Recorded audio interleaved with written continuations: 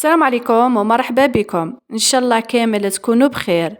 اليوم جبت لكم وصفة كريمة البندق. راكم رايحين تستعملوها في حلوياتكم.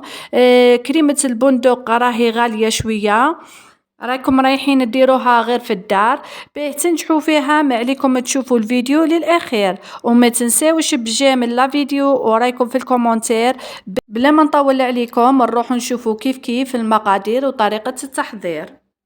عندي زوج مغارف كبار زبدة، عندي عطر البندق، عندي 150 غرام شوكولا، عندي 140 غرام شوكولا بيضاء، عندي 10 غرامات من الشوكولا حليب، عندي كيس حليب مجفف لحظة، عندي نصف كيس ماء يكون يغلي، عندي مغرفة كبيرة سكر كلاصي، عندي قرصة ملح، عندي مغرفة كبيرة زيت مع الاخر نضيفها. رايحة نجيب الشيكولا تاعي نقطعها، رايحة نقطع الشيكولا تاعي قطع رقيق. نرققهم مليح باه نذوبهم بالماء مغلي، مانيش رايحة نديرهم في حمام مريم. اما بالنسبه للشيكولا تاع البيضه، درت 150 لازم غرام. البنات تقطعوا الشيكولا تاعكم رقيقه بزاف باه تذوبلكم في الماء اللي رايحه نديرو ماء مغلي. اما بالنسبه شوكولا بالحليب عندي 10 غرامات، نزيد نقطعها ايضا قطع صغيره.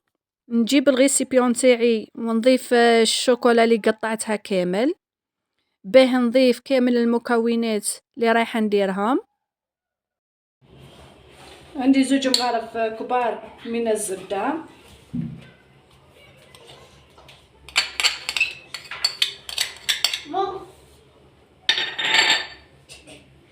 نضيف ملعقة كبيرة من السكر، عندي نصف كاس من الماء يكون سخون،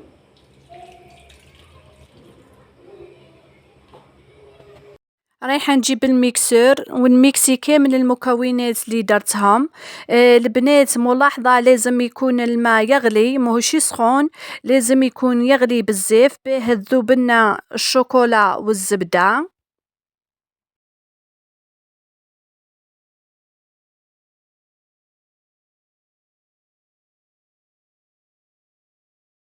نزيد نضيف كاس من الحليب مجفف لحظة، سعة الكاس هو 220 مليلتر.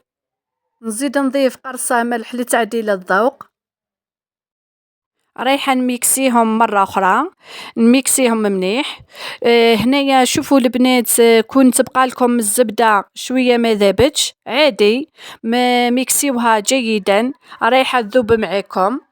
أنا نقعد نخلط فيها عدة مرات، نخلطها مليح حتى تذوب الزبدة والشيكولا كامل بهذه الطريقة حتى نشوفها كامل ما ذابت.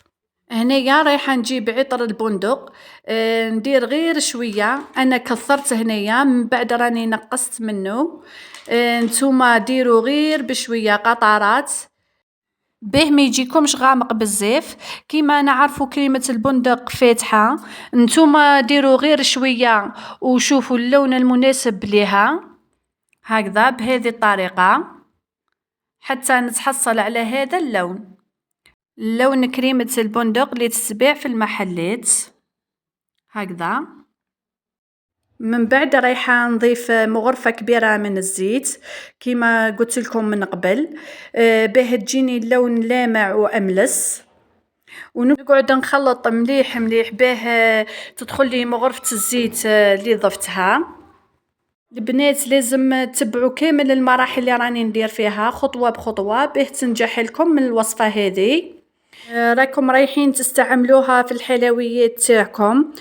كيما نعرفوا راهي غالية شوية كريمة البندق، أنا شريتها ب45 ألف، فيها غير 350 غرام. شوفوا البنات رايحة نعمرهم في علب زجاجية. أنا تحصلت على هذا القوام لأني درت نصف كاس من الماء غالي، راهي دافية شوية الكريمة، رايحة نخليها تبرد وتحكم روحها أكثر من هكذا. أنا هذه هي الكمية اللي تحصلت عليها، درك رايحة نخليها تبرد ومن بعد نشوفوها. بنات هذه هي وصفتنا تاع نهار اليوم. كريمة البندق اللي تتباع في المحلات. أنا خليتها بردت شوية وحكمت روحها غير شوي. نتوما خليوها تحكم روحها مليح، باسكو أنا زربت بها نصور ونكمل الفيديو تاعي. نتوما راكم رايحين تخليوها تبرد وتحكم روحها وتولي لكم عاقدة معاكم. نتمنى تجربوها وديروها للحلويات تاعكم وتنجحوا فيها. واذا عجبتكم كيما عودتوني ما تبخلوش عليا بجيم لا فيديو ورايكم في الكومنتير، واللي دخلوا جدد لقناتي نقولكم مرحبا بكم. ما تنساوش تشتركوا في القناة وتفعلوا الجرس باش تستفادوا كل الوصفات اللي راني ندير فيها. ما عليا نقولكم خليكم على خير الى وصفة اخرى. سلام.